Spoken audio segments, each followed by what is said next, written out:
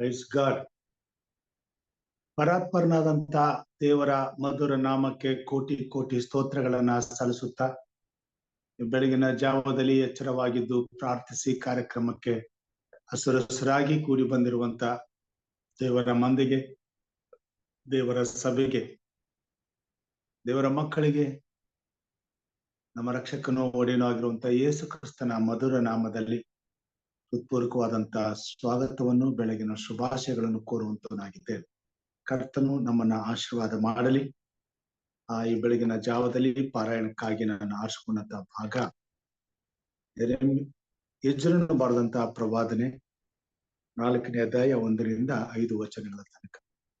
ಯಜ್ರನು ಬರೆದಂತ ಪ್ರವಾದನೆ 4ನೇ ಅಧ್ಯಾಯ 1ರಿಂದ 5 ವಚನಗಳ ತನಕ.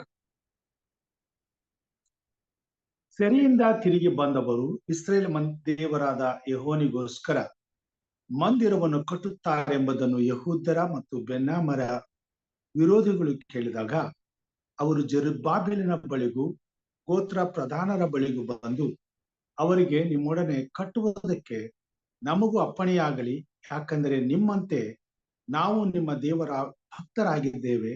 ನಮ್ಮನ್ನು ಇಲ್ಲಿ ತಂದಿರಿಸಿದ ಅಶ್ಶೂರದ ಅರಸನಾದ ಏಸರ್ಹದ್ದೋನನ ಕಾಲದಿಂದ ನಾವು ಆತನಿಗೆ ಯಜ್ಞಾರ್ಪಣೆ ಮಾಡುತ್ತಾ ಬಂದಿದ್ದೇವೆ ಎಂದು ಹೇಳಿದರು. ಆಗ ಜೆರುಬ್ಬಾಬೆಲ್, ಯೇಸುವ ಇವರು ಬೇರೆ ಇಸ್ರೇಲ್ ಗೋತ್ರ ಪ್ರಧಾನರು ಅವರಿಗೆ, ನೀವು ನಮ್ಮ ದೇವರ ಆಲಯವನ್ನು ಕಟ್ಟುವುದರಲ್ಲಿ ನಮ್ಮೊಡನೆ ಸೇರಲೇ ಕೂಡದು. ಪಾರಸಿಯ ರಾಜನಾದ ಕೊರಸಿನಿಂದ ನಮಗಾದ ಅಪ್ಪಣೆಯ ಮೇರೆಗೆ ನಾವೇ ಇಸ್ರೇಲ್ ದೇವರಾದ ಯೆಹೋವನ ಆಲಯವನ್ನು ಕಟ್ಟುತ್ತೇವೆ ಎಂದು ಉತ್ತರ ಕೊಟ್ಟರು. ಆಗ ದೇಶ ನಿವಾಸಿಗಳು ಯಹೂದ್ಯರನ್ನು ಕೈಗುಂದಿಸಿ ಕಟ್ಟದ ಹಾಗೆ ಬೆದರಿಸಿದ್ದಲ್ಲದೆ ಅವರ ಉದ್ದೇಶವನ್ನು ಕೆಡಿಸುವುದಕ್ಕೋಸ್ಕರ ಹಣ ಕೊಟ್ಟು ವಕೀಲರನ್ನು ಇಟ್ಟುಕೊಂಡರು. ಪಾರಸಿಯ ರಾಜನಾದ ಕೊರಸನ ಕಾಲದ ಮೊದಲುಗೊಂಡು ಪಾರಸಿಯ ಅರಸನಾದ ದಾರ್ಯವೆಷನ ಆಳ್ವಿಕೆಯವರೆಗೂ ಈ ಪ್ರಕಾರ ನಡೆಯಿತು. ದೇವರ ವಾಕ್ಯ ಭಾಗವನ್ನ ಮಾತ್ಮಿಕವಾಗಿ ಲಾಭಕ್ಕಾಗಿ ಆಶೀರ್ವಾದ ಮಾಡಲಿ. ಈ ಸಮಯದಲ್ಲಿ ನಮ್ಮ ಮಧ್ಯದಲ್ಲಿ ಸಹೋದರ ಡೇವಿಡ್ ಅವರು ಪ್ರಾರ್ಥನೆ ಮಾಡಬೇಕೆಂದಾಗಿ. Hallelujah, hallelujah. ಪರಿಶುದ್ಧನು ಪರಿಶುದ್ಧನು ನಮ್ಮೆಲ್ಲರ ಕುರುಬನಾದ ಪರಲೋಕದ ನಮ್ಮ ತಂದೆಯೇ, ನಿನಗೆ ಸ್ತೋತ್ರವನ್ನು ಸಲ್ಲಿಸ್ತೇನಪ್ಪ. ಅಪ್ಪ ತಂದೆ, ಈ ಬೆಳಗಿನ ಜಾವದಲ್ಲಿ ನಿನ್ನ ಪಾದ ಸನ್ನಿಧಿಯಲ್ಲಿ ನಿನ್ನ ವಾಕ್ಯಗಳನ್ನು ಕೇಳಲಪ್ಪ ತಂದೆ, ನಾವು ಒಂದೇ ಮನಸ್ಸುಳ್ಳವರಾಗಿ ಅಪ್ಪ ತಂದೆ ನಾವು ಒಂದಾಗಿ ಸೇರಿದ್ದೇವೆ. ಅಪ್ಪ ತಂದೆ, ನಮ್ಮ ದೇವರು ನೀನು ಒಳ್ಳೆಯವನು. ಈ ಒಳ್ಳೆ ದಿವಸವನ್ನು ಕೊಟ್ಟು ನಿನ್ನೆ ರಾತ್ರಿ ಒಳ್ಳೆ ಸುಖಕರವಾದ ನಿದ್ರೆಯನ್ನು ಕೊಟ್ಟು ಅಪ್ಪ ತಂದೆ ನಮ್ಮನ್ನು ಎಬ್ಬಿಸಿದ್ಯಾ, ನಿನಗೆ ಸ್ತೋತ್ರ.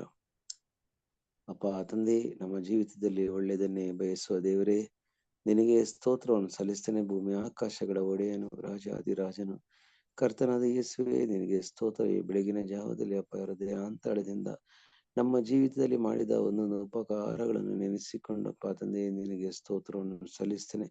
ಎಷ್ಟೋ ಮಂದಿ ಅಪ್ಪ ಇವತ್ತಿನ ದಿವಸವನ್ನು ನೋಡಲಿಲ್ಲ ಅಪ್ಪ ತಂದೆ, ಆದರೆ ಅಪ್ಪ ನಮಗಾದ್ರೂ ನಿನ್ನ ಮಕ್ಕಳಿಗೆ ನೀನು ಆರಿಸಲ್ಪಟ್ಟ ಜನಾಂಗ, ಯೇಸು ಕ್ರಿಸ್ತನ ರಕ್ತದಲ್ಲಿ ಕ್ರಯಕ್ಕೆ ಕೊಂಡಲ್ಪಟ್ಟ ನಾವು ಜನಾಂಗ. ನೀವು ಈ ಲೋಕದವರು ಅಲ್ಲ ಅಂತ ಹೇಳಿದವರು. ಹೌದಪ್ಪ, ನಾವು ಪರಲೋಕ ಸಂಸ್ಥಾನದವರು. ನಾವು ಒಂದಾಗಿ ಸೇರಿದ್ದೇವಪ್ಪ ತಂದೆ, ನಿನಗೆ ಸ್ತೋತ್ರ. ನಮ್ಮ ಜೀವಿತದಲ್ಲಿ ಅಪ್ಪ ಒಂದು ಉದ್ದೇಶವನ್ನು ಇಟ್ಟು ಆ ಉದ್ದೇಶದ ಮೇರೆಗೆ ನಮ್ಮನ್ನು ನಡೆಸುತ್ತಿರುವುದಕ್ಕಾಗಿ ನಿನ್ನ ಶುಚಿತ್ವವನ್ನು ನಮ್ಮ ಜೀವಿತದಲ್ಲಿ ಹೌದಪ್ಪ ಅದು ನೆರವೇರಲಿಕ್ಕೆ ನೀನೇ ಪ್ರಯಾಸ ಪಡುತ್ತಿದ್ದಕ್ಕಾಗಿ ಸ್ತೋತ್ರ. ಅಪ್ಪ ತಂದೆ, ನಮ್ಮ ದೇವರು, ನಮ್ಮ ರಕ್ಷಕನು, ನಮ್ಮ ಒಡೆಯನು ಅಪ್ಪ ತಂದೆ ಎಲ್ಲ ನೀನೇ ತಂದೆ, ನಿನಗೆ ಸ್ತೋತ್ರ. ನಮ್ಮ ಸಹಾಯ ಅಪ್ಪ ತಂದೆ ನಿನ್ನಿಂದಲೇ ಬರುವುದಪ್ಪ. ಹೌದಪ್ಪ, ನಮ್ಮ ಬಲವಧಿಯಲ್ಲಿ ನಮ್ಮ ನೆರಳಿನಂತೆ ಇದ್ದು ತೂಕಡಿಸದೆ ನಿದ್ರಿಸದೆ ನಮ್ಮನ್ನು ಕಾಯುವ ದೇವರೇ, ನಿನಗೆ ಸ್ತೋತ್ರವನ್ನು ಸಲ್ಲಿಸ್ತೇನೆ ಅಪ್ಪ ತಂದೆ. ನಮ್ಮ ಕಾಲು ಕಲ್ಲಿಗೆ ತಗಲದಾಗೆ ಹೌದಪ್ಪ ತಂದೆ, ಇವತ್ತಿನಿಂದ ಯಾವಾಗಲೂ ನೀನು ಹೋಗುವಾಗಲೂ ಬರುವಾಗಲೂ ನಮ್ಮ ಜೊತೆಗಾರನಾಗಿ ಇರುತ್ತಿ ಎಂದು ಹೇಳಿದ ದೇವರೇ, ನಿನಗೆ ಸ್ತೋತ್ರಪ್ಪ ತಂದೆ, ನಿನಗೆ ಮಹಿಮೆ. ಹೌದಪ್ಪ ತಂದೆ, ನಾವು ನಮ್ಮನ್ನೇ ನಿನ್ನ ಕರೆಗಳಿಗೆ ಸಮರ್ಪಿಸ್ತೇನೆ. ಇವತ್ತಿನ ದಿವಸದಲ್ಲಿ ಸೇರಿ ಬಂದ ಎಲ್ಲರನ್ನ ಹೆಸರಾಗಿ ಅಪ್ಪ ತಂದೆ ನಿನ್ನ ಕರೆಗಳಿಗೆ ನಾನು ಸಮರ್ಪಿಸುತ್ತೇನೆ ರಾಜ. ಪ್ರತ್ಯೇಕವಾಗಿ ಸೇವಕರನ್ನು ಆಶೀರ್ವದಿಸುವವರ ಮುಖಾಂತರ ನೀನು ನಮ್ಮ ಜೀವಿತದಲ್ಲಿ ಮಾತನಾಡಂತ ನಿನ್ನಲ್ಲಿ ಬೇಡಿಕೊಳ್ಳುತ್ತೇನೆ ರಾಜ. ನಿನಗೆ ಸ್ತೋತ್ರವಾಗಲಿ. ಈ ಬೆಳಗಿನ ಜಾವದಲ್ಲಿ ಸೇರಿ ಬಂದಿದ್ದೇವಪ್ಪ. ಬಂದಂತ ಒಬ್ಬೊಬ್ಬರನ್ನಪ್ಪ ತಂದೆ ನೀನು ಆಶೀರ್ವದಿಸಬೇಕು. ಬರುವಂತ ಎಲ್ಲರನ್ನಪ್ಪ ತಂದೆ ನೀನು ಅಪ್ಪ ತಂದೆ ಆಶೀರ್ವದಿಸಬೇಕಂತ ನಿನ್ನಲ್ಲಿ ಬೇಡಿಕೊಳ್ಳುತ್ತೇನೆ ರಾಜ. ನಿನಗೆ ಸ್ತೋತ್ರವಾಗಲಿ. ಪ್ರತ್ಯೇಕವಾಗಿ ನಾನು ಬೇಡವನಾಗಿದ್ದೇನಪ್ಪ. ಇವತ್ತಿನ ದಿವಸದಲ್ಲಿ ಕೊಡುವಂತ ಮನ್ನವನ್ನು ಹೌದಪ್ಪ ನಾವು ಸೇವಿಸಿ ನಾವು ನಿನಗೋಸ್ಕರ ಜೀವಿಸುವ ಹಾಗೆ ಶಕ್ತಿ ಬಲವನ್ನು ಕೊಟ್ಟು ನಡೆಸುವಂತ ನಿನ್ನಲ್ಲಿ ಬೇಡಿಕೊಳ್ಳುತ್ತೇನೆ ತಂದೆಯೇ. ನಿನಗೆ ಸ್ತೋತ್ರ. ಪ್ರಾರಂಭದಿಂದ ಕೊನೆಯವರೆಗೂ ನಿನ್ನ ಒಡೆತನವನ್ನು ಬಯಸುವರಾಗಿದ್ದೇವೆ. ನೀನು ನಮ್ಮ ಜೊತೆಗಾರನಾಗಿದೆ. ನೀನೇ ನಡೆಸು. ಸೇವಕರ ಮುಖಾಂತರಪ್ಪ ತಂದೆ ನೀವೇ ನಮ್ಮ ಜೀವಿತದಲ್ಲಿ ಮಾತನಾಡುವಂತ ನಿನ್ನಲ್ಲಿ ಬೇಡಿಕೊಳ್ಳುತ್ತೇನೆ. ಬಾಯಿಯಾಗಿ ಅಪ್ಪ ತಂದೆ ನೀನು ಅವರ ಜೊತೆಗಾರನಾಗಿದ್ದು ನಡೆಸುವಂತ ಬೇಡುತ್ತೇನೆ ಅಪ್ಪ ತಂದೆಯೇ. ಎಲ್ಲ ಘನಮಾನ ಮಹಿಮೆಯನ್ನು ಸ್ತುತಿ ಸ್ತೋತ್ರ ನಿನಗೊಬ್ಬನಿಗೆ ಸಲ್ಲಿಸ್ತೇನೆ. ನಮ್ಮ ರಕ್ಷಕನ ಒಡೆಯನಾದ ಯೇಸುವಿನ ನಾಮದಲ್ಲಿ ಬೇಡಿದ್ದೇನೆ ತಂದೆಯೇ. ಆಮೆನ್. ಆಮೆನ್. ಉತ್ತಮವಾದಂತಹ ಪ್ರಾರ್ಥನೆಗಾಗಿ ಸಹೋದರ ಡೇವಿಡ್ ಅವರಿಗೆ ವಂದನೆಗಳನ್ನ ಸಲ್ಲಿಸ್ತೇನೆ. ಸಹೋದರಿ ಆನೆಯವರು ನಮ್ಮ ಮಧ್ಯದಲ್ಲಿದ್ದಾರೆ. ಅವರು ನಮಗೋಸ್ಕರ ಒಂದು ವಿಶೇಷ ಗೀತೆಯನ್ನ ಹಾಡಬೇಕೆಂಬುದಾಗಿ ಕೇಳ್ಕೊಳ್ತೇನೆ. Thank you uncle. ಈ ಒಂದು ಅವಕಾಶ ಮಾಡಿಕೊಟ್ಟಿದ್ದಕ್ಕಾಗಿ ದೇವ್ ನಮಗ್ ಸ್ತೋತ್ರ. ನಿಮ್ಗೂ ಸಹ ವಂದನೆಗಳು. Whisper a prayer in the morning, whisper a prayer at noon, whisper a prayer in the evening to keep your heart in tune. God answers prayer in the morning, God answers prayer at noon, God answers prayer in the evening to keep your heart in tune. Jesus may come in the morning, Jesus may come at noon, Jesus may come in the evening to keep your heart in tune. I will wear a crown in my Father's house, in my Father's house, in my Father's house. I will wear a crown in my Father's house. There'll be joy, joy, joy. God sent his Son, they call him Jesus. He came to love, heal and forgive. He bled and died to buy my pardon. An empty grave is there to prove my Savior's life. Because he lives, I can face tomorrow. Because he lives, all fear is gone. Because I know he holds the future, and life is worth the living just because he lives. Because he lives, I can face tomorrow.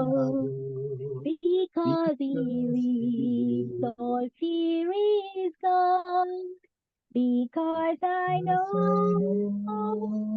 he holds the future, and life is worth the living just because he lives. Thank you, Uncle. Amen. ತುಂಬಾದಂತಹ ಹಾಡಿಗಾಗಿ ಸಹೋದರಿ ಆನೆಯವರಿಗೆ ನಾನು ವಂದನೆಗಳನ್ನ ಸಲ್ಲಿಸ್ತೇನೆ. ದೇವರು ನಮ್ಮನ್ನ ಆಶೀರ್ವಾದ ಮಾಡಲಿ. ದೇವರ ವಾಕ್ಯದ ಭಾಗಕ್ಕೆ ನಾವು ಹೋಗುವಾಗ ಯೆಜ್ರೇಲನ ಪ್ರವಾದನೆಯಲ್ಲಿ ಇಸ್ರಾಯೇಲರು ದೇವರ ಆಲಯವನ್ನ ಕಟ್ಟಲು ಪ್ರಾರಂಭ ಮಾಡಿ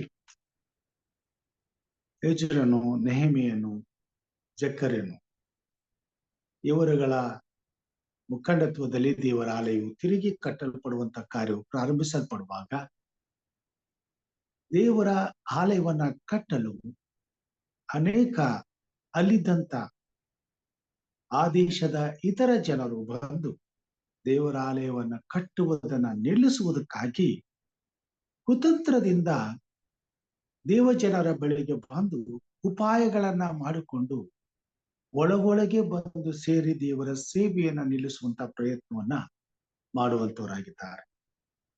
ನೆಬೂಕದ್ನೆಚ್ಚರನು ದಂಡೆತ್ತಿ ಬಂದಾಗ ಬಂಗಾರಕ್ಕಾಗಿ ಶೋಧಿಸಲ್ಪಡುವಾಗ ಸೊಲೊಮೋನನು ಕಟ್ಟಿದಂತ ದೇವರ ಉನ್ನತವಾದಂತ ಆಲಯವನ್ನ ಸಂಪೂರ್ಣವಾಗಿ ನೆಲಸಮವಾಗಿ ಕೆಡವಿಬಿಟ್ರು. ಅದರ ಅಸ್ಥಿವಾರವನ್ನು ಸಹ ಕಿತ್ತು ಹಾಕಿದ್ರಲ್ಲಿ ಬಂಗಾರ ಸಿಗ್ತದೆ ಎಂಬುದಾಗಿ. ಹೀಗಾಗಿ ದೇವರ ಆರಾಧನೆ ನಡೆಸಿದಂತ ಸ್ಥಳ ಸಂಪೂರ್ಣವಾಗಿ ನಾಶವಾಗ್ಬಿಟ್ಟು, ಆದರೆ ದೇವರು ಮತ್ತೆ ಇಸ್ರಾಯೇಲರ ಮೇಲೆ ಕನಿಕರ ಪಟ್ಟು ತನ್ನ ನಾಮದ ಘನತೆಗಾಗಿ ತಾನು ಆರಿಸಿಕೊಂಡಂತ ದೇವಾಲಯವನ್ನ ಮತ್ತೆ ಕಟ್ಟಲು ವರ್ಷದ ಮುಖಾಂತರವಾಗಿ ಪ್ರಾರಂಭಿಸಿ ಅರ್ಥಶಸ್ತ್ರನ ಕಾಲದಲ್ಲಿ ನೆಹೆಮೀಯನಿಗೆ ಅವಕಾಶ ಮಾಡಿಕೊಟ್ಟು ಆತನ ಮುಖಾಂತರವಾಗಿ ಮತ್ತೆ ಆಲಯವನ್ನ ಕಟ್ಟುವಂತ ಕೆಲಸ ಪ್ರಾರಂಭವಾಗುವಾಗ ದೇವರ ನಡೆಸುವಿಕೆ ಉನ್ನತವಾದ ರೀತಿಯಲ್ಲಿ ಕಾರ್ಯ ಮಾಡಿ ಎಲ್ಲಾ ಇಸ್ರಾಯೇಲರನ್ನ ಮತ್ತೆ ಯೆರೂಸಲೇಮಿಗೆ ಹಿಂತಿರುಗಿ ತಂದು ಅಲ್ಲಿ ದೇವರ ಆಲಯವನ್ನ ಕಟ್ಟುವುದು ಮಾತ್ರವಲ್ಲದೆ ದೇವರ ಆರಾಧನೆಯನ್ನ ಸ್ಥಿರಗೊಳಿಸುವಂತ ಪ್ರಯತ್ನ ಮಾಡುವಂತದ್ದಾಗಿದ್ದಾರೆ. ಈಗ ಮತ್ತೆ ದೇವರ ಆಲಯವು ಕಟ್ಟಲ್ಪಡುತ್ತಿರುವುದು ಅನೇಕರಿಗೆ ಸಂಕಟದ ಸಮಯವ. ಅವರು ಅದನ್ನ ಸಹಿಸಿಕೊಳ್ಳುವುದಿಲ್ಲ, ಅದನ್ನ ನಿಲ್ಲಿಸುವಂತ ಪ್ರಯತ್ನವನ್ನ ಮಾಡ್ತಾರೆ. ನಿರಂತರವಾಗಿ ದೇವರ ಆರಾಧನೆಗೆ ಈ ಭೂಮಿ ಮೇಲೆ ಎಲ್ಲಾ ಕಾಲಕ್ಕೂ ಆಕ್ರಮಣಗಳನ್ನ ನಡೆದದ್ದನ್ನ ನಾವು ನೋಡ್ತಾ ಬಂದಿದ್ದೇವೆ. ಇಸ್ರಾಯೇಲ್ ಜನಾಂಗವು ಪ್ರಪಂಚದಾದ್ಯಂತ ಯಾವಾಗಲೂ ಒಂದು ಸಣ್ಣ ಹಿಂಡಾಗಿ ಇದ್ದು ದೇವರನ್ನು ಆರಾಧಿಸುವಂತ ಒಂದು ಜನಾಂಗವಾಗಿ ಇವತ್ತಿಗೂ ಸಹ ಎಲ್ಲಾ ದೇಶಗಳಲ್ಲಿ ದೇವರನ್ನು ಆರಾಧನೆ ಮಾಡುವಂತ ಜನರಿದ್ರೂ ಸಹ ದೇವರ ಆರಾಧನೆಯಲ್ಲಿ ಆಸಕ್ತಿಯುಳ್ಳವರಾಗಿ ದೇವರನ್ನ ಸೇವಿಸುವಂತ ಕ್ರೈಸ್ತರು ಮಾತ್ರ ಸಣ್ಣ ಮಂದಿಯಾಗಿ ಇದ್ದಾರೆ, ಅಲ್ಪಸಂಖ್ಯಾತರಾಗಿ ಜೀವಿಸುತ್ತಿದ್ದೇವೆ. ಹೀಗಿರುವುದರಿಂದ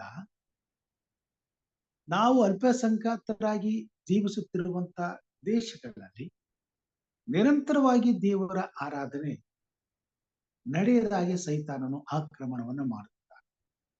ಪಾಶ್ಚಾತ್ಯ ದೇಶಗಳು ಕ್ರೈಸ್ತ ದೇಶಗಳಾಗಿದ್ರೂ ಸಹ ಇವತ್ತು ಅನೇಕ ದೇವರನ್ನ ಆರಾಧನೆ ಮಾಡ್ತಿದ್ದಂತ ಆಲಯಗಳು ಮುಚ್ಚಲ್ಪಟ್ಟಿವೆ. ಬಾರು, ಪಬ್ಬು, ಕ್ಲಬ್ಗಳಾಗಿ ಮಾರಲ್ಪಟ್ಟಿವೆ. ಅನೇಕ ದೇಶಗಳಲ್ಲಿ ದೇವರ ಆಲಯವು ಸಂಪೂರ್ಣವಾಗಿ ಆರಾಧನೆ ಇಲ್ಲದೆ ಇನ್ಯಾವುದೋ ಪಾಪದ ಕಾರ್ಯಗಳಿಗೆ ಉಪಯೋಗಿಸಲ್ಪಡ್ತಾ ಇದೆ. ಇದು ಸೈತಾನನು ನಿರಂತರವಾಗಿ ದೇವರ ಆರಾಧನೆಗೆ ಮಾಡುತ್ತಿರುವಂತ ವಿರೋಧ ಮತ್ತು ಆಕ್ರಮಣವಾಗಿದೆ.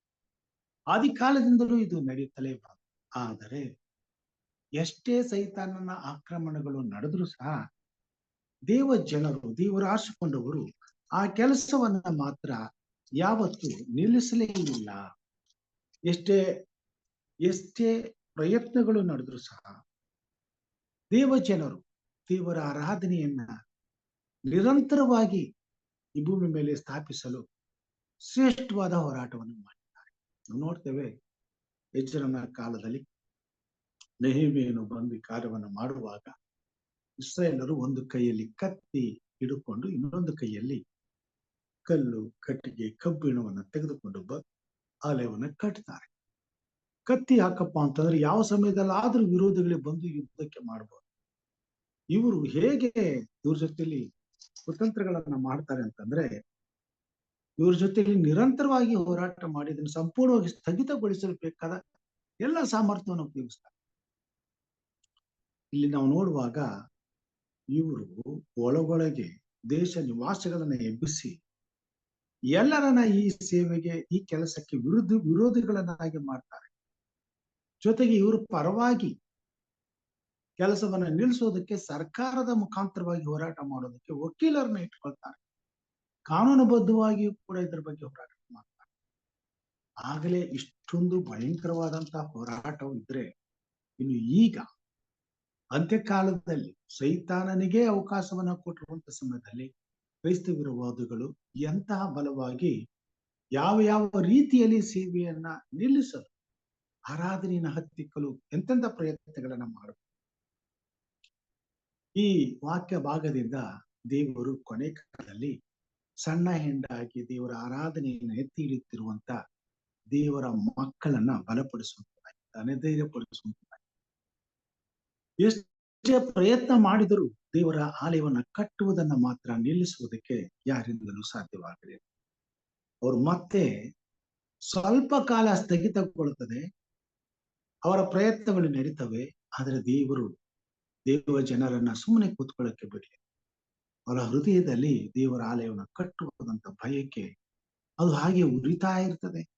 ಅದರ ಬೆಂಕಿಯ ಜ್ವಾಲೆ ಆರುವುದಿಲ್ಲ. ಅದನ್ನು ಕಟ್ಟುವಂತ ಪ್ರಯಾಸಕ್ಕೆ ಮತ್ತೆ ಕೈ ಹಾಕ್ತಾರೆ.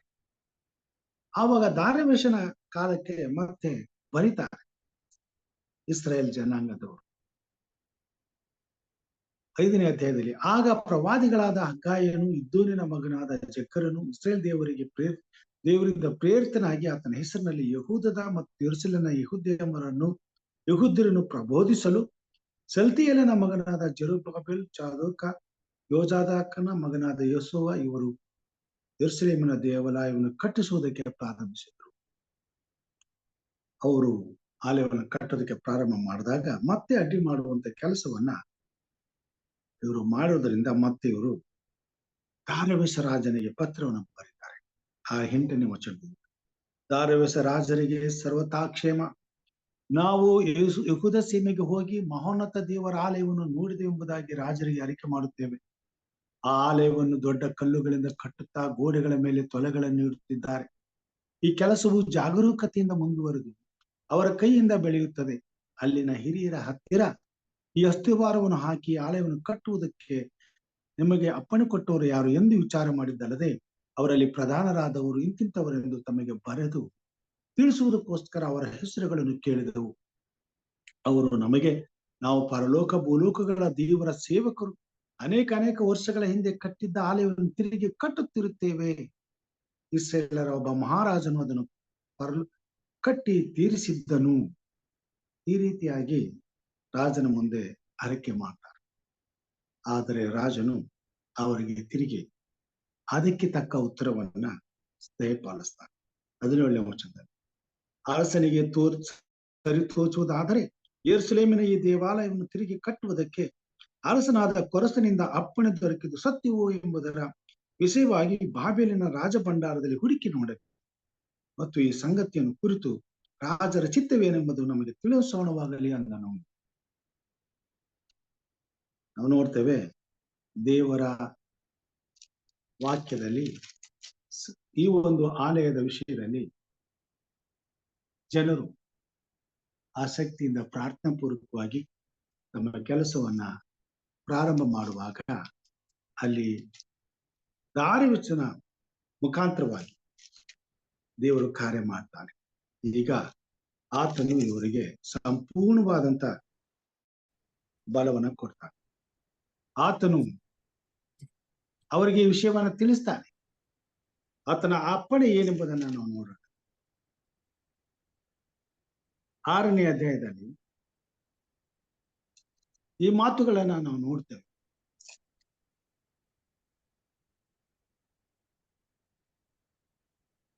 ಹತ್ತನೇ ವಚನದಿಂದ, ಅವರಾದರೂ ಪರಲೋಕ ದೇವರಿಗೆ ಸುಗಂಧ ಹೋಮಗಳನ್ನು ಸಮರ್ಪಿಸಿ ರಾಜನ ಮತ್ತು ರಾಜ ಪುತ್ರರ ದೀರ್ಘಾಯುಷ್ಯಕ್ಕಾಗಿ ಪ್ರಾರ್ಥನೆ ಮಾಡಲಿ.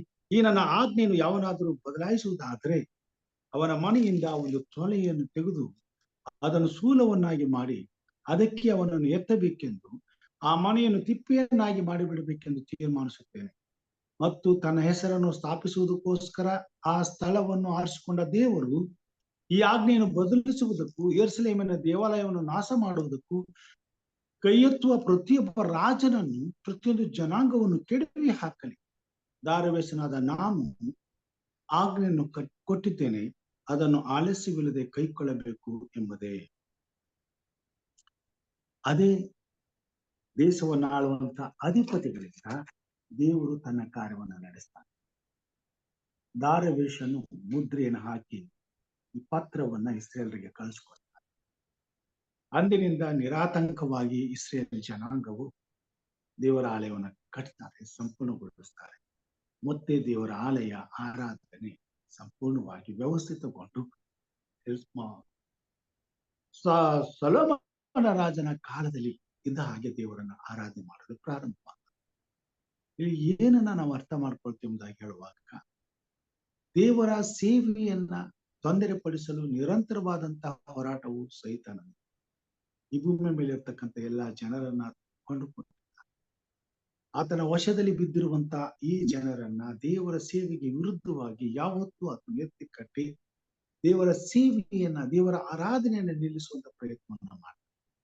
ಆದ್ರೆ ದೇವರು ಆದುಕೊಂಡಂತ, ದೇವರು ಆರಿಸಿಕೊಂಡಂತ ಉಳಿದ ಜನಾಂಗ ಒಂದು ಪಂಗಡ, ಒಂದು ಸಣ್ಣ ಗುಂಪಾಗಿ ನಿರಂತರವಾಗಿ ದೇವರ ಸೇವೆಯ ಆರಾಧನೆಯನ್ನ ಈ ಭೂಮಿ ಮೇಲೆ ಸಿದ್ಧಿಗೆ ತರಲು ಹೋರಾಟ ಮಾಡ್ತಾನೆ ಇರ್ತಾರೆ.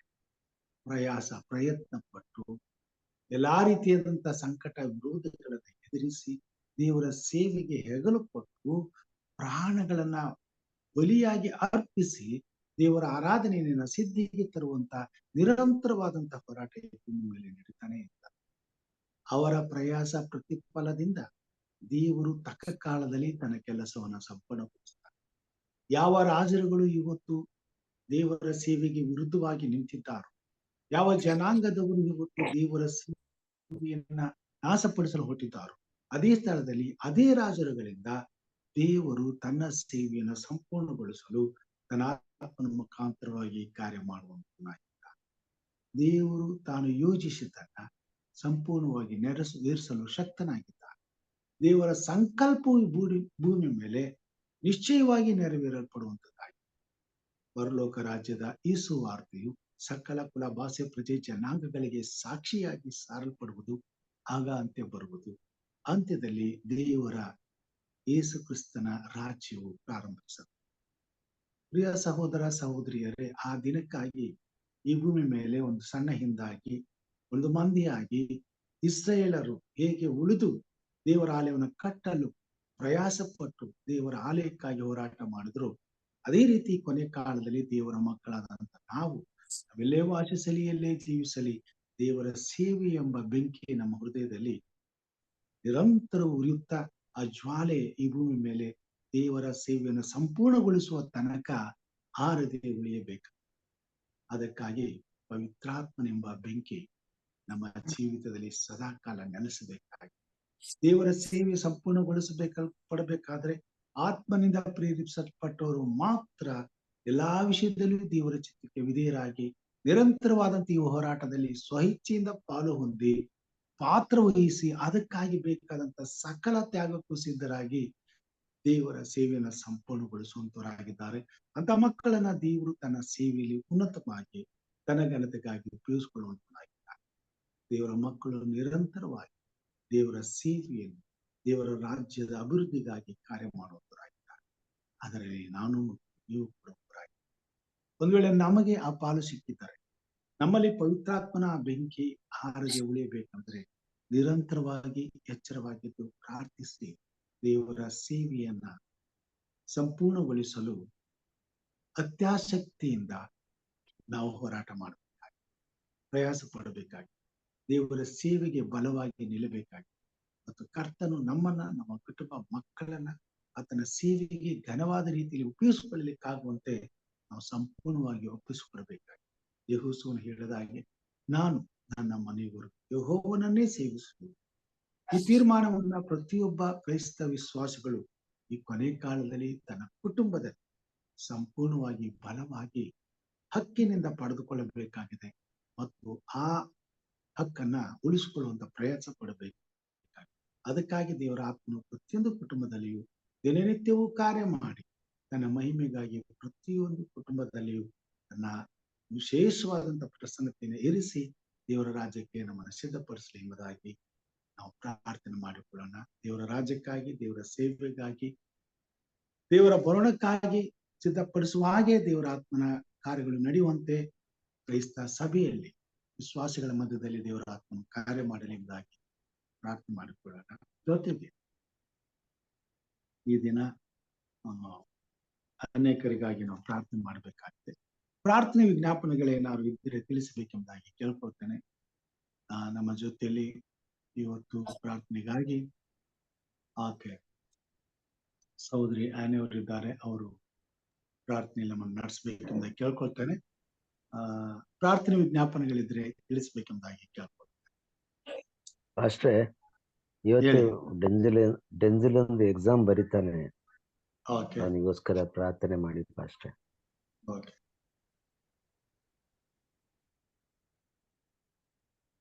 ಓಕೆ. ಜೊತೆಗೆ ಜಯರಾಮ್ ಅವರ ಆರೋಗ್ಯಕ್ಕಾಗಿ ಮತ್ತು ವೆಂಕಟೇಶ್ ಅವರ ಆರೋಗ್ಯಕ್ಕಾಗಿ ಪ್ರಾರ್ಥನೆ ಮಾಡ್ರಿ. ಮತ್ತು ಪ್ರತೀಕ್ ಮಹಮ್ಮದಿ ಆದ್ಯ ಈ ಮಕ್ಕಳಿಗಾಗಿ ಪ್ರಾರ್ಥನೆ ಮಾಡ್ರಿ. ಧಾರವಾಡದಲ್ಲಿ ಇರ್ತಕ್ಕಂಥ ಲಕ್ಷ್ಮಿ ಅವರಿಗೋಸ್ಕರ ಪ್ರಾರ್ಥನೆ ಮಾಡ್ರಿ. ಮತ್ತು ಸುವಾರ್ತೆ ಸೇವೆಗೆ ಹೋಗಿದ್ದಂತ ಮಹಿಳೆಯರ ಸುರಕ್ಷತೆಗಾಗಿ ಪ್ರಾರ್ಥನೆ ಮಾಡ್ರಿ. ಯಾದಗಿರಲ್ಲಿ ಅವರನ್ನ ಅರೆಸ್ಟ್ ಮಾಡಿದ್ದಾರೆ. ಅವರು ಬಿಡುಗಡೆ ಆಗಿರ್ಬೋದು ಮೋಸ್ಟ್ಲಿ, ಆದ್ರೆ ಇನ್ನು ಮುಂದೆ ಯಾವುದೇ ತೊಂದರೆ ಆಗದ ಹಾಗೆ ದೇವರು ಅವ್ರನ್ನ ಸುರಕ್ಷಿತವಾಗಿ ಇಡ್ಲಿ. ಅವರ ಜೊತೆಗೆ ಸೇವೆ ಮಾಡುವಂತ ಪ್ರತಿಯೊಬ್ಬರನ್ನು ದೇವರು ಕಾಪಾಡಲಿ ಎಂಬುದಾಗಿ ಪ್ರಾರ್ಥನೆ ಮಾಡಿ. ಹಾಗೂ ಡೆನ್ಶಿಲ್ ಅವರ ಒಂದು ಎಕ್ಸಾಮ್ಗೋಸ್ಕರ ಪ್ರಾರ್ಥನೆ ಮಾಡಬೇಕೆಂದ ಕೇಳ್ಕೊಳ್ತೇನೆ. ವಿಶೇಷವಾಗಿ ಸಹೋದರಿ ಆನೆಯವರು ಪ್ರಾರ್ಥನೆ ಮಾಡಬೇಕೆಂದ. Thank you, Uncle. Let's pray. Our most gracious, loving Heavenly Father, I thank you, Lord, for this wonderful time and hour that you gave us to come before thy presence. Help us to glorify your name, Father. Thank you, Lord, for your presence that you're there with us. As we've gathered here, Lord, we have the request that has been given, Lord Father in heaven. I submit Uncle Jairam, oh Father. He's had a successful heart surgery, Lord. Thank you and praise you for the wonderful blessings that you have given another day for him in his life, Lord. Help him to thank you and praise you and be grateful for the wonders that you have done. Thank you for the doctors and the nurses and every equipment they used, oh Father. Shower your blessings upon them. Thank you, Jesus, for the successful surgery that you have blessed with him. But help him not to lose the courage and faith so that he may stand firm and be a witness, Lord. Thank you, Jesus. I praise you, Father, once again.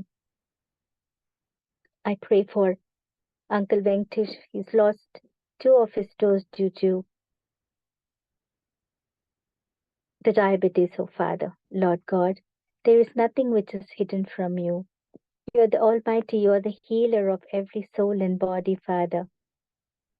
Who you put down to raise up, Lord Jesus, they're also being healed. Let your mercy heal him and guide him, oh Father. I pray for Nirmala Francis, Lord Jesus. Being very critical, that's what we heard, Lord Father in heaven. Lord, you make all things possible. You blessed every people on earth. You raised the dead. You caused the blind to see. You made the lame to walk, oh Father. You cleansed so many diseases. You healed everybody. You rose the dead, Father in heaven. Lord, there's only you can do wonders. Thank you, Father. Shower your mercy on Auntie Lakshmi, Nirmala Francis, Father. Thank you, Lord, that you are a toucher and healer and strengthen her, Father. Pray for Pratik, Mohammadin and Adya, Lord. Yes, Father, Pratik and Mohammed being healed from the cancer. The cancer is such a dangerous disease. They have no proper medicines, Lord Father in heaven. Lord, you are a medicine. You are a doctor. You are a mighty healer. Let your blessings shower upon them and bless them and give them a good health and strengthen them, Father. Be with their parents. Help them not to be negative. Help them to be positive. Help them to have the confidence up above in heaven about the God that is there to heal them and protect them, Father. Pray for Adya as she's been suffering with seizures, Lord. Bless her and guide her and heal her with your mighty hands, Father in heaven. Thank you, Jesus. We also pray for 2 sisters have been arrested in Yadagiri, Lord. Touch your mighty hand upon them, guide them and bless them, Father. Lord, we don't know what they're going through there, Lord Jesus. Help them not to be afraid because you will give your angels charge over them. Help them not to go weak and weary because you will strengthen them. Their knees are kneeled before thy presence, Father. They're raising their hands up above in heaven that you will send a helper to help them. Be with all the police officers, Father. Help them to be kind and helpful to these girls. Help them not to harm them. Help them not to have any thoughts about them, oh Father. They are your special children, Lord. You have given your angels charge over them, that they will be released and they will walk out of their prison with dignity and pride, oh Father. They are your children. I know, Lord, in your mercy, in your name, they will be released. Thank you, Father. Praise you. I pray for Denzel, who's going to write his exams, Father. God, give him the strength, give him the memory power so that he would remember every question and every right answers that he writes, Father. Help him not to panic. Help him not to get scared. Looking at many times when we look at the question paper, we forget our answers, Lord Jesus. Let Denzel remember every answer. Strengthen him. Touch your mighty hand upon him. Hold his hands so that he can write all the answers correctly and score good. Thank you and praise you, Jesus. I pray for all the people who's come here. I pray for Uncle Raju, who's blessed us with a new message today, Father. Help every message that he speaks. It flows through you, Lord. Let your mercy, let your Holy Spirit shower upon him and his family and bless them abundantly, Father. I pray for Uncle David, who's present here. Touch your mighty hand upon him and guide him and bless him, Father. Remove all his worries, the anxiety, the stress he is going to, because you brought him out from a horrible time, Lord Jesus. You are a savior. You are a mighty helper. Thank you, Jesus. Bless him and his family abundantly. I pray for Uncle Lokesh, bless him and his family abundantly, Father. Help Uncle to know you, to come more, get close to you so that he may be an example, children, and witness here. I pray for all the other souls who are not present here, Lord Jesus.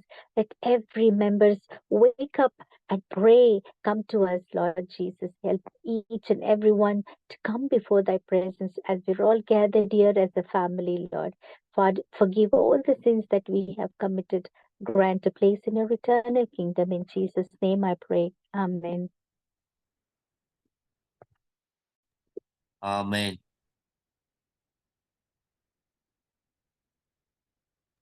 Amen. Uncle ಪರಲೋಕದ ಪ್ರಾರ್ಥನೆ ಮಾಡಿ uncle, ನೀವು Daniel David uncle. ಪರಲೋಕದ ಪ್ರಾರ್ಥನೆ ಮಾಡಿಕೊಳ್ಳೋಣ. ಪರಲೋಕದಲ್ಲಿರುವ ನಮ್ಮ ತಂದೆಯೇ, ನಿನ್ನ ನಾಮವು ಪರಿಶುದ್ಧವೆಂದು ಎಣಿಸಲ್ಪಡಲಿ, ನಿನ್ನ ರಾಜ್ಯವು ಬರಲಿ, ನಿನ್ನ ಚಿತ್ತವು ಪರಲೋಕದಲ್ಲಿ ನೆರವೇರುವ ಪ್ರಕಾರ ಭೂಲೋಕದಲ್ಲಿ ನೆರವೇರಲಿ. ನಮ್ಮ ಅನುದಿನದ ಆಹಾರವನ್ನು ಹೊತ್ತು ನಮಗೆ ದಯಪಾಲಿಸಿಕೊಡು. ನಮಗೆ ತಪ್ಪು ಮಾಡಿದವರನ್ನು ನಾವು ಕ್ಷಮಿಸಿದಂತೆ ನಮ್ಮ ತಪ್ಪನ್ನು ಕ್ಷಮಿಸಿರಿ. ನಮ್ಮನ್ನು ಶೋಧನೆಯೊಳಗೆ ಸೇರಿಸದೆ ಕೇಡಿನಿಂದ ತಪ್ಪಿಸಿರಿ. ಯಾಕೆಂದರೆ ರಾಜ್ಯವು, ಬಲವು, ಮಹಿಮೆಯು ಸದಾಕಾಲ ನಿನ್ನದೇ ಸ್ವಾಮಿ. ಆಮೇನ್. ನಮ್ಮ ತಂದೆಯಾದ ದೇವರ ಪ್ರೀತಿಯು, ನಮಗೋಸ್ಕರ ಕಲ್ವಾರಿ ಶಿಲುಬೆ ಮೇಲೆ ಪ್ರಾಣವನ್ನು ಕೊಟ್ಟಂತ ನಮ್ಮ ರಕ್ಷಕನಾದಂತ ಯೇಸು ಕ್ರಿಸ್ತನ ಕೃಪೆಯು ಸದಾಕಾಲ ನಮ್ಮ ಜೊತೆಯಲ್ಲಿದ್ದರು. ನೀನು ಕಳಿಸಲ್ಪಟ್ಟಂತ ಪರಿಶುದ್ಧಾತ್ಮ ದೇವರ ಕೃಪೆಯು ಇಂದು ಎಂದು ಸದಾಕಾಲವು ನಿನ್ನನ್ನು ಪ್ರಾರ್ಥಿಸಲು ಕೂಡಿ ಬಂದಿರುವಂತ ಎಲ್ಲಾ ದೇವಮಂದಿಯೊಂದಿಗೆ, ಅವರ ಕುಟುಂಬ ಮಕ್ಕಳೊಂದಿಗೆ, ಬಂಧುಗಳೊಂದಿಗೆ ಮಾಡುವಂತ ಕೆಲಸ ಕಾರ್ಯಗಳ ಜೊತೆಯಲ್ಲಿ ಸ್ವಾಮಿ. ಹಾಗೂ ಕರ್ತನೆ, ವಿಶೇಷವಾಗಿ ಪ್ರಾರ್ಥನೆ ಜ್ಞಾಪನೆಗಳನ್ನ ಮೊರೆ ಇಟ್ಟಿರುವಾಗ ಆ ಮಕ್ಕಳ ಸಂಘ, ನಿರಂತರವಾಗಿ ಸೇವೆಗಾಗಿ ಹೋರಾಟ ಮಾಡುತ್ತಿರುವ ನೀನು ಆರಿಸಿಕೊಂಡಂತ ಸಣ್ಣ ಮಂದಿಯ ಸಂಘ, ಎಲ್ಲಾ ಸಭೆಯಲ್ಲಿ, ಎಲ್ಲಾ ದೇಶಗಳಲ್ಲಿ, ಎಲ್ಲಾ ರಾಜ್ಯಗಳಲ್ಲಿ ನಿನಗಾಗಿ ಹೋರಾಟ ಮಾಡುತ್ತಿರುವ ಪ್ರತಿಯೊಬ್ಬ ಕ್ರಿಸ್ತ ವಿಶ್ವಾಸಿಗಳ ಸಂಘ ಇಂದು ಎಂದು ಸದಾಕಾಲ ನೆಲೆಯಾಗಿರಲಿ ಸ್ವಾಮಿ. ಆಮೇನ್. Praise God. Thank you, Pastor. Thank you, Annie. Thank you, Uncle. Thank you, Pastor. Thank you, Annie Madam. Thank you, Uncle. Thank you. ನಮ್ಮ ಶಿವರಾಜ್ ಜಾಂಟಿಯ ಸಾಹೇಬರು ಇವಾಗ ಜಾಯ್ನ್ ಆಗ್ತಾ ಇದ್ದಾರೆ, ನೋಡೋಣ ಬರ್ತಾರೆ. ಈಗ ಪ್ರೇಯರ್ ಮುಗಿದ ತಕ್ಷಣ ಅವ್ರು ಜಾಯ್ನಿಂಗ್ಗೆ ಅಪ್ಲೈ ಮಾಡಿದ್ರು. ನೋಡೋಣ ಜಾಯಿನ್ ಆಗ್ತಾ ಇದೆ, ಸಿಕ್ಕಿದೆಯಲ್ಲ ಗೊತ್ತಿಲ್ಲ.